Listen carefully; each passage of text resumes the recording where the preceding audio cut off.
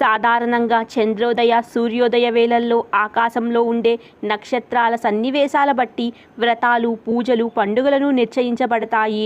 అందుకే ఈరోజు అనేక పండుగలు పూజలు వ్రతాలకు అంకురార్పణ జరుగుతుంది. మరికొన్ని ప్రాంతాలలో ఈరోజు ముత్తైదులు తమ నోములకు వ్రతాలకు అంకురార్పణ చేస్తారు. చిత్రగుప్తుడి నోము, ఉదయ కుంకుమ నోము, 16 ఫలాల నోము, గ్రామ కుంకుమ నోము ఈరోజు ఆచరిస్తారు. సప్తమి వ్రతం రథసప్తమి ఒకటే కాకుండా కళ్యాణ సప్తమి, కమల సప్తమి, రథాంకస సప్తమి, జయంతి సప్తమి, విజయా సప్తమి, జయా సప్తమి, మహాసప్తమి, అపరాజితా సప్తమి, నందా సప్తమి, సూర్యవ్రత సప్తమి ఇలా అనేక వ్రతాలను గ్రంథాలలో పేర్కొన్నారు. ఇవన్నీ సూర్యుడి గురించి వ్రతాలే. అందులో కొన్ని రథసప్తమి నాడే ఆచరిస్తారు. ఈరోజు ఏ పుణ్యకార్యమైనా తలపెడితే అది విజయవంతంగా పూర్తి అవుతుందని వారి నమ్మకం.